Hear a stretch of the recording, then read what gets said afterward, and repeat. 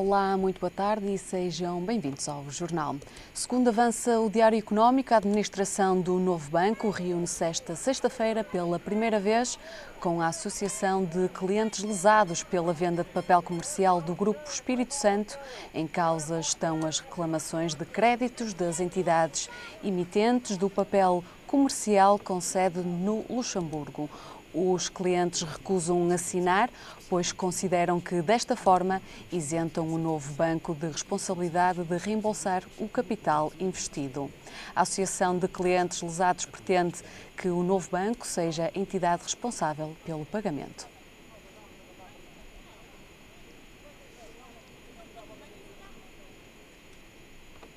Um estudo da Faculdade da Motricidade Humana concluiu que quase metade da população adulta portuguesa está a tentar controlar o peso.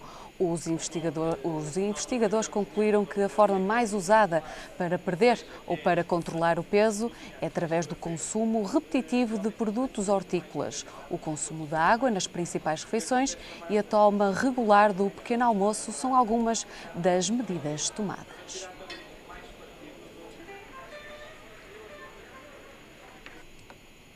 Passamos agora para os comentários de Manuel António Ribeiro, que já se encontra aqui connosco no nosso jornal. Muito obrigada pela sua presença e podemos começar com as declarações que Pedro Passos Coelho proferiu no congresso do PST, nos Açores, e passo a citar, que não entende que quem possa ficar ofendido por ter os cofres cheios. Deviam ficar ofendidos por ter os cofres vazios quando o partido chegou ao governo. Bom dia, Cristina, bom dia a todos os espectadores. Isto faz-me lembrar, imaginemos num lar em que o pai ou a mãe têm uma determinada conta com muito dinheiro e têm os filhos a passar imensas dificuldades. Ou seja, é um pouco por aí. O Estado tem dinheiro em cofres, mas o dinheiro, por um lado, o dinheiro é um dinheiro que é emprestado, é um dinheiro que está a ser bem pago, que custa aos contribuintes um elevado preço, e que, por outro lado, se existe uma determinada quantia nos cofres, então acho que fazia sentido aliviar os sacrifícios que as pessoas têm. Aliás, nomeadamente, nós falávamos há bocadinho antes de começar com o jornal, que é o abrandamento do investimento, ou seja, se há algum dinheiro, então esse dinheiro devia ser canalizado para o investimento para poder fazer face às dificuldades que as famílias atravessam neste momento, que são cruciais, que é nomeadamente o emprego, ou aliás, a falta dele. E as pessoas, se não tiverem emprego, não têm recursos, não são remuneradas e tudo isto, o que envolve, as famílias que não são ressarcidas de uma remuneração para poderem viver, dá aqui um critério de injustiça e de desigualdade que o Primeiro-Ministro prefere dizer que quase que porque é que se sentem injustiçados ou porque é que se sentem indignados por existir dinheiro nos cofres, mas quem se sentiu indignado, na minha opinião, até foi ele, porque se manifestou de uma forma até intensa, porque carga de água é essa, que afinal de contas, porque nós temos dinheiro, alguém se nota indignado. Mas, dar aqui dois ou três dados. Repara, um país que cresce a 0,2%, a pouco mais que isso, não é crescimento nenhum. Um país que tem 2.700.000 pessoas nomeadas à pobreza, não é, certamente, não adianta dizer que tenho os cofres cheios de dinheiro quando temos esta realidade. Está a querer dizer que é preferível ter os cofres vazios e haver mais emprego do que ter os cofres cheios e com esta situação atual que está o país? Ou seja, isto é o exemplo que dei, ou seja, comecei por dar, se nós temos uma família em que tem uma determinada quantia só para dizer que tem essa quantia. Não, ou seja, tem que dar as melhores condições aos filhos para que os filhos possam crescer e se possam desenvolver.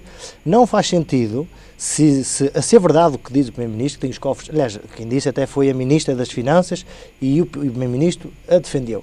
Se for verdade que nós temos essa tal, digamos, essa exuberância e não nos falta nada em termos de cofre, então, mais uma vez, a condução deveria ter sido para estimular o crescimento de forma a que as políticas de emprego fossem uma realidade e as pessoas não houvessem, por exemplo, aumentaram os casais e foi, digamos, significativamente, de nenhum nem outro tem emprego. Ou seja, isto não pode ser resumido para que é que me adianta a mim ter uma carteira cheia de dinheiro quando eventualmente quem me rodeia atravessa sérias dificuldades.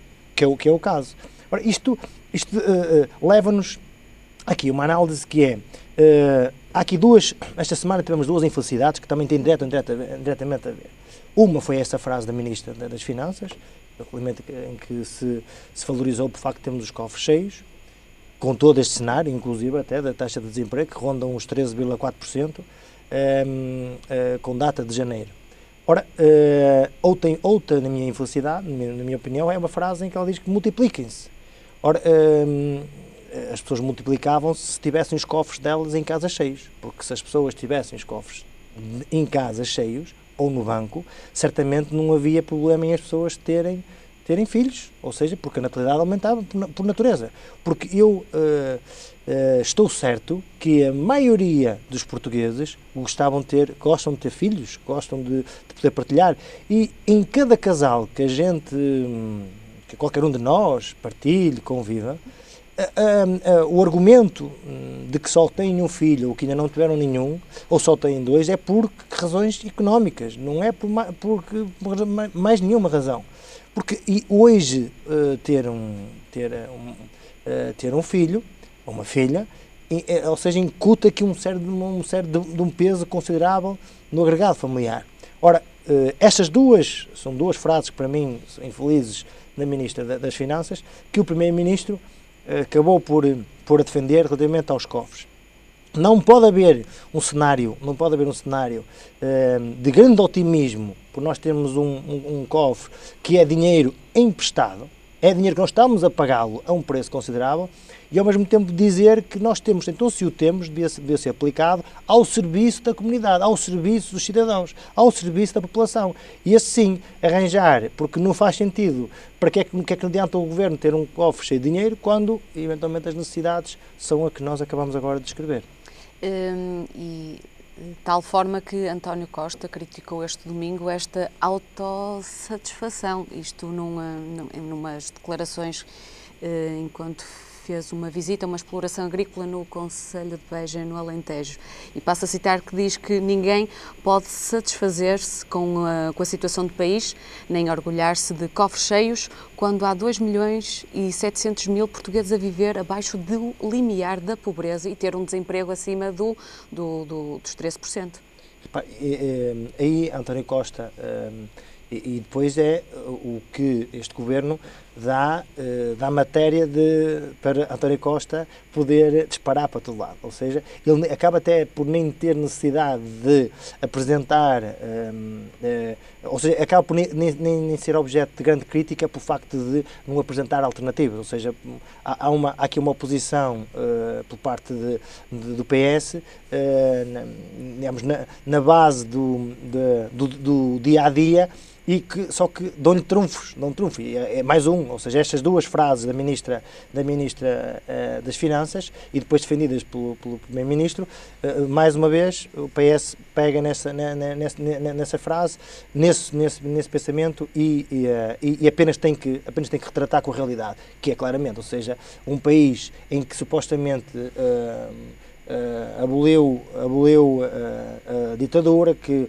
implantou a democracia e que tem de alguma forma uma pousada numa sociedade evoluída, numa sociedade onde valores falam mais alto. Nós acabamos por ter 2.700.000, como diz a Cristina muito bem, 2.700.000 pessoas no limiar da pobreza. Ou seja, nós estamos ao nível do país terceiro mundo. esses 2 milhões e 700 pessoas estão ao nível do terceiro mundo. Ora, nós não podemos ter fibras, nós não podemos ter tecnologias ao mais alto nível, nós não podemos ter telemóveis a carregar em 5 minutos e, ao mesmo tempo, haverem pessoas no limiar da pobreza. Isto há uma coisa aqui que não está bem. Ora, nós, antes de nós irmos à Lua, na minha perspectiva, devemos estar preocupados com pessoas que têm dificuldade até inclusive de sobreviver, de fome, etc. Ora, aqui António Costa esteve bem porque pega digamos, num pensamento que é desajustado, tendo em conta digamos, uma frase, na minha opinião, é infeliz, que a Ministra das Finanças não quis dizer aquilo, eu até posso admitir. Quer dizer que quando chegou a dívida era muito mais baixa que é atualmente. Nós em 2011 eram cerca dos 92% ou 94% e agora estamos a uma dívida de 132% ou 133%. Ora, e não houve melhoramento em termos de dívida, piorou. Mas sei que em 2011 nós, para recorrer a empréstimos, emprestávamos o dinheiro a um juro elevadíssimo. Hoje, mas não é fruto das políticas do nosso governo, é fruto dos mercados, ou seja, os mercados europeus e mundiais estão propícios agora, mas tanto estavam para Portugal, como para a Espanha, como para a Itália, como para a Grécia, para todos os países, porque os mercados tiveram houve esta excitação em termos de mercado. Mas é bom que também que se diga que esta evolução, desde 2011 até agora, não surtiu o efeito que era esperado, que é os cidadãos abdicaram das suas pensões, abdicaram dos seus vencimentos, abdicaram de uma série tiveram uma série de sacrifícios e agora dizem assim, meus senhores, e o que é que eu, o cidadão, obtive? O resultado é, segundo a Ministra, uns cofres cheios. Isso não chega, ou seja, é preciso que as pessoas... Bem, eu fiz um sacrifício, mas eu hoje tenho um emprego e os meus também têm emprego. Hoje, em vez de ter uma taxa de 13% de desemprego, tenho uma taxa de 5 ou 6 ou 7. E não foi isso que aconteceu, foi bem pelo contrário. Aumentou-se a dívida, aumentou-se a taxa de desemprego, aumentou-se as empresas que faliram, aumentou as pessoas que vivem no meio da pobreza, ou seja, tudo o resultado é um resultado ténue para tanta propaganda. E isto demonstra que o caminho criado com esta austeridade não foi melhor. Começa-se a ver agora, até em nível europeu, uma série de e até se calhar há que o dar mérito, quer a Grécia, a Siriza tem algum mérito, porque mexeu aqui com uma série de posições fixas, muito bem, e começam a ver agora, só que é tarde, provavelmente, porque esta coligação provavelmente já não vai conseguir convencer o eleitorado de que nós fizemos 4 anos, agora vai ser 4 anos de sonho. Não me acredito nisso. António Costa também precisa, e há aqui esta receptividade, o que é que vai acontecer no dia 6 de junho, quando António Costa já prometeu que no dia 6 de junho vai apresentar o seu programa de governo. Qual é que vai ser ali as medidas que ele se prepara? Vai dizendo uma coisinha aqui, uma coisinha ali, mas dia 6 de junho há esta expectativa para saber o que é ser mais do menos, porque nós tivemos... Era isso que eu lhe ia perguntar, o que é que acha que vai acontecer nessa data? Repare, Quais são as expectativas? Eu espero que as expectativas sejam expectativas reais, para começar. Ou seja, Portugal não aguentaria mais nenhuma uma expectativa de promessa que não fosse execuível. Não aguentaria. Ou seja, repare, nós estamos na última década, estamos em constante descendência em tudo. Nós falámos agora ainda há bocadinho dos vários números negros. Não aguentaria. Ou seja, as promessas que podem existir têm que ser promessas viradas para o crescimento. Aliás, a Europa já deu o atual Presidente da Comissão Europeia já deu o primeiro impulso, ou seja, com estas verbas que foram distribuídas que vão ser começadas a ser distribuídas pelos Estados-membros, já é um incentivo à dinamização das economias de cada país. Mas é preciso pegar naquele dinheiro e investi-lo em setores próprios. E há um que é fundamental, que é o emprego. Ou seja, o emprego, nós temos que baixar a taxa de desemprego. Então acha que vai ser um ponto importante eu espero que seja, na campanha? Eu espero que seja, porque se assim não for, nós vamos continuar a ter mais do menos, porque nós vamos ter que continuar a pagar a dívida e depois com unhas e dentes, junto da Comunidade Europeia, renunciar à dívida, para que se possa, digamos, haver aqui uma convergência entre o investimento e também o assumir os compromissos que Portugal honra e deve honrar, assumindo o pagamento daquilo que lhe foi emprestado. Mas renunciado. Por isso, dia 6 de junho é o primeiro grande teste de António Costa e depois, a partir daí, vai ser, ou seja, apresentar, provavelmente, estou convicto que até lá a coligação vai ser formalizada, porque, por exemplo, não faz sentido,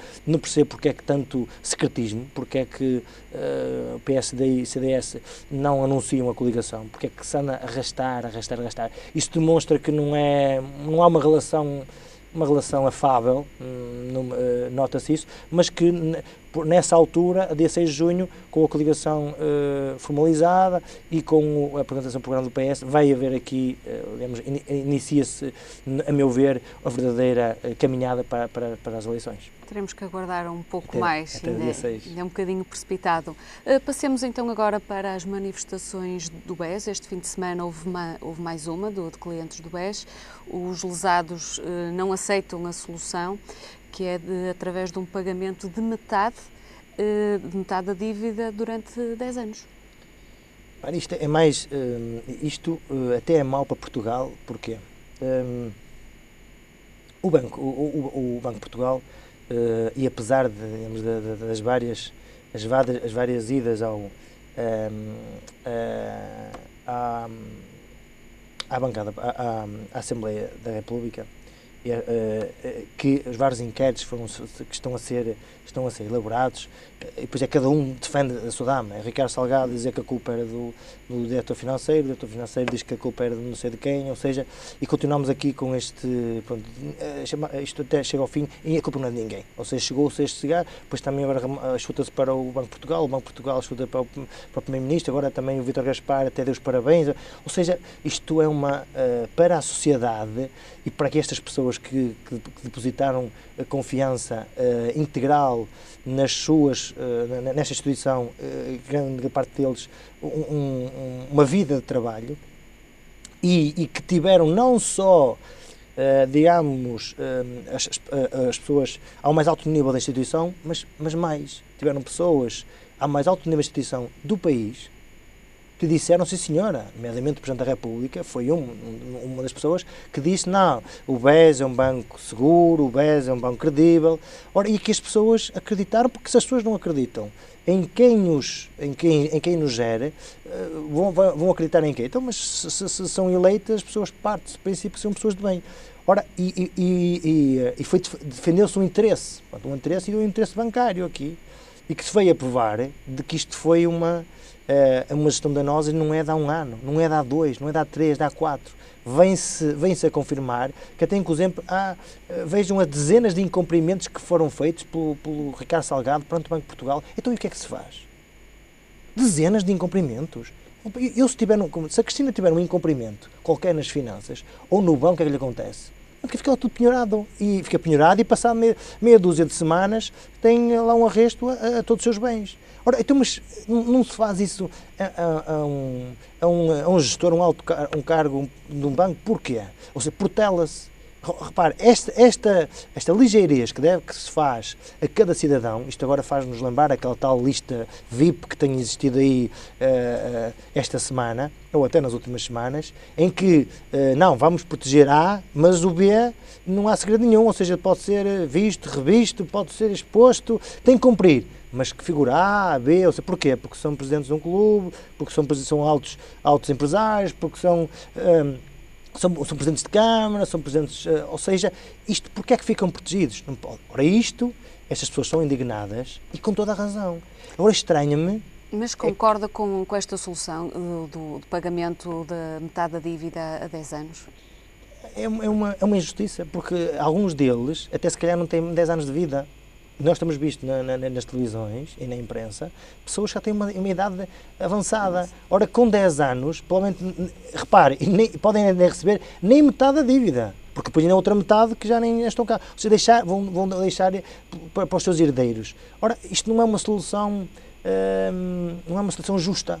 Uma solução justa. Se me disser que é possível, até admito, mas não é correto as pessoas terem depositado confiança e agora fiquem privadas porque foram enganadas. Ora, e eu não me acredito e não posso aceitar que este novo banco fique livre das responsabilidades. Isto quer dizer, o novo banco ficou com, permitam aos nossos telespectadores a expressão, o novo banco ficou com a carne e agora com os ossos ficou alguém que fique. Isto não faz sentido. Já aconteceu com o BPN, em que o BIC comprou um banco a um preço saldo. Comprou os ativos e depois os passivos, alguém tomou conta deles.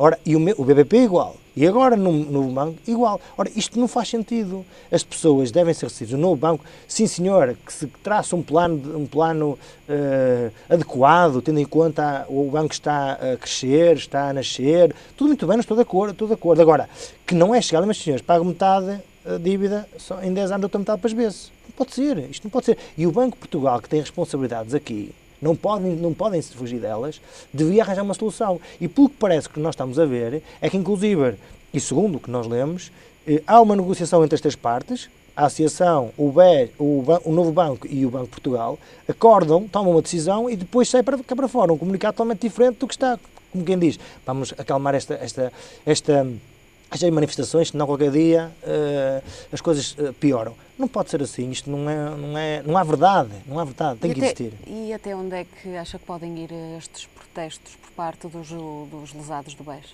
Repare, eu tenho alguns, porque se há algumas pessoas que não precisam destas economias para viver, inclusive nós temos visto casos em que precisam mesmo dessas economias para sobreviver, porque tinham uma vida a contar com aquele verbo e agora já não têm. Ora, estas pessoas podem chegar ao desespero. Podem ao desespero. Nós vimos nesta semana uma senhora que acorrentou-se num barão de uma escada porque, repare, tem que pagar a água, tem que pagar a luz, tem que pagar a renda. Ou seja, as entidades não querem saber, tomam as decisões que devem tomar. O mesmo isto pode ter proporções. Aliás, este fim de semana já foram fazer uma vigília à porta da casa do governador do Banco de Portugal. Isto vai-se por lá. Depois isto é a imagem, que é que por um lado isto faz-me espécie, se por um lado se protege a imagem de Portugal, por outro lado deixa-se isto arrastar, e para quem está no exterior, assim, Portugal as pessoas investem em títulos num banco, depois não pagam, que país é aquele? Isto devia ser resolvido e, por que não, as instituições juntarem-se e tomar uma decisão, a melhor decisão, equilibrada, porque parece-me a mim que as pessoas também estão disponíveis para também negociar. Agora, não é negociar, olha, daqui a 10 anos pago metade e a outra metade, acho que não é correto. O Bloco de Esquerda vai propor novas medidas para promover a natalidade. Querem mudar as desigualdades laborais entre pais e mães e promover também um maior apoio às famílias. E pedem também a reposição do abono de família. O que é que acha desta tocar novamente neste assunto numa altura em que o país também é o que mais precisa? São de apoios. Exatamente. Isto é um tema, se o desemprego, se o investimento é uma razão que depois até certamente, provavelmente vai impulsionar a taxa de natalidade. Mas, de momento, urge, e não é só isso, nós já vamos tarde. Nós daqui a 50 anos corremos o risco de termos uma diminuição da nossa população significativa, daqui a 50 anos, ou seja, e não demora muito. Ora, nós temos dados que são, para mim, assustadores. Nós, em 1990, nós tivemos cerca de 115 mil nascimentos. Em 2013, tivemos apenas 75 mil. Veja esta redução drástica. Repare, estamos a falar num período que não é nada do outro mundo, mas eu gostava de dar aqui outro dado que para mim é importante, que tem a ver com o número médio de filhos por mulher. Nós tínhamos em 1990 1,57, que em 1960 eram 3,2.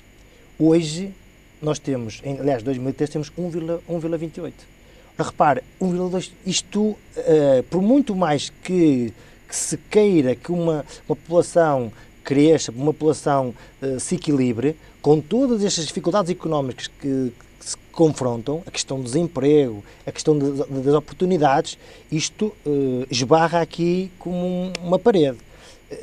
Um outro dado que é importante, a idade média de mãe a ter o primeiro filho, em 1990 era com os 24,7 anos, em 2012 é com 29,5, perto dos 30. Repare, isto porquê? Porque há uma necessidade de procurar, não há estabilidade.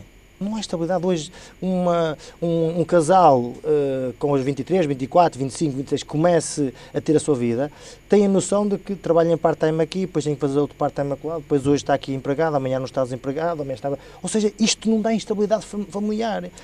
A simples sugestão que a Ministra das Finanças deu a semana passada do multipliquem-se por si só não chega. Não. Se bem que alertou que não existe uma altura certa e ideal para ter filhos. Ainda assim é preciso ter alguma estabilidade, diria eu. Muito bem, Cristina. Aliás, isto é um pensamento crucial. Isto para mim também, eu até vou mais longe, isto é irresponsabilidade. É dizer... rapaziada, vocês têm toda a liberdade do mundo, sejam felizes, reproduzem-se. Não, isto não é assim, até porque hoje e em toda a vida foi assim, ou seja, a reprodução tem que ser uma reprodução responsável. As pessoas têm que ter a noção, isto tem que haver planeamento. Ou seja, e o planeamento está associado a uma série de características e de condições. Eu tenho que ter uma casa, posso ter para poder sustentar, os meus filhos vão ter 1 ou 2 ou 3 ou 4 e os meus filhos vão ter direito à escola, vestir, ou seja, há toda uma série de alimentar, tudo uma série, e o que não está a acontecer. E esta proposta do Bloco de Esquerda é, para mim, muito feliz. E pena é que a politiquice, em maio, isto vai cair por terra, não tenho dúvidas nenhumas, porque infelizmente não se coloca o interesse da nação acima do interesse partidário. E depois, como nós estamos a meia dúzia de meses no ato eleitoral, eu não vou dar trunfos ao Bloco de Esquerda, por amor de Deus, não, eu vou arranjar forma de que abafar esta, mesmo que seja crucial, e é crucial. As medidas, e o mais caricato, e só para terminar sobre este ponto, o mais caricato é que o próprio Governo, no seu programa, tinha lá, refere inclusive iniciativas à natalidade e executou plenamente o contrário, ou seja, inclusive uma medida para mim acho que é até quase que esbarra, eu não digo a indignidade, a falta dela, que é retirar o abono de família, ou seja, isto quando que estamos a falar em valores que para muita gente dava para pagar os livros, dava para pagar os transportes, dava para um pequeno complemento. E agora imagina, eu retirar esse complemento quando as pessoas estão bem, as pessoas têm empregos, as pessoas têm poder de compra.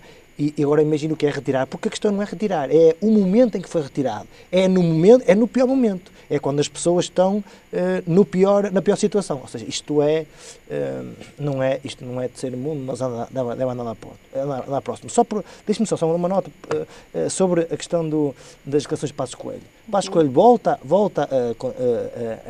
a chamar a Grécia para aqui para o tema. Eu não percebo porque é que tem uma necessidade de falar da Grécia, quando devia estar preocupado em gerir o próprio seu país. A Grécia atravessa as dificuldades que atravessa. Nós, portugueses, deveríamos todos, se também não estamos de acordo com alguma metodologia que está a ser tomada, a nossa pronúncia devia ser, é um problema deles, não é um problema nosso. Ou seja, é um problema dele, é um problema nosso. Não, mas Pedro Passos Coelho volta e continua a dizer que a Grécia não paga, não conseguiu fechar o acordo, eles são isto, são aquilo. Isto não dá uma imagem de comunidade. Se nós estamos num espaço de comunidade, se nós vivemos na comunidade, temos que exercer esse ato. E exercer o ato também é tratar as outras comunidades da mesma forma. E agora, para finalizar, vou repetir a mesma expressão da semana passada. Vamos ter um comentário brevíssimo e não será de 5 minutos à Benfica, será mesmo de 1 minuto e meio para falar sobre o campeonato português. Provavelmente querá se dedicar aos jogos do Porto e de Benfica. Muito bem, 1 minuto e meio, então temos 1 minuto e meio para falar a Porto e o que eu queria dizer aqui O Porto ganhou um ponto, o Lopetegui disse que ganhou um ponto, e eu acho que perdeu 2 pontos. Eu acho que perdeu 2 pontos, porque o Porto tinha a oportunidade de agora, a um ponto do Benfica, tinha um outro estatuto em ir à luz. Mas eu estou convencido que não serão os últimos pontos que serão perdidos, quer para o Benfica, quer para o Porto. O Benfica tem 2 saídas extremamente complicadas, que é ir a Guimarães e é ir a Belém. E o Porto tem 2 também difíceis, que é uma ir a Rio Ave e outra ir a Setúbal. Ou seja, estes 4 jogos, 2 para o Benfica e 2 para o Porto, sem contar com o derby. Ou seja, estão aqui renhidos. Isto acaba por ser um campeonato que vai ser até à última. Aliás, já foi o ano passado, e mesmo na última aconteceu o feito histórico que aconteceu, e eu estou convencido que vai ser aquele que falhar menos, vai ser aquele que vai ser campeão. E espero que seja o Futebol do Porto. Acredito bem que sim. Já agora agradeço a sua presença aqui no nosso jornal e dentro de uma semana voltaremos para comentar os principais temas da semana. Obrigada. Muito obrigado. Passamos agora para a previsão do estado de tempo para o dia de amanhã. Podemos contar com períodos de céu muito nublado, mas com tendência a diminuir a partir de meio da tarde. Há também a possibilidade da ocorrência de trovoada. Quanto às temperaturas no Porto e Lisboa, podemos contar com uma pequena subida de temperatura. A cidade de Porto conta com uma mínima de 8, uma máxima de 18, Lisboa 10, máxima de 18 também. Já Faro, as temperaturas vão oscilar entre os 10 e os 17 graus. Obrigada pela sua preferência, tenha uma ótima segunda-feira. Nós regressamos mais tarde.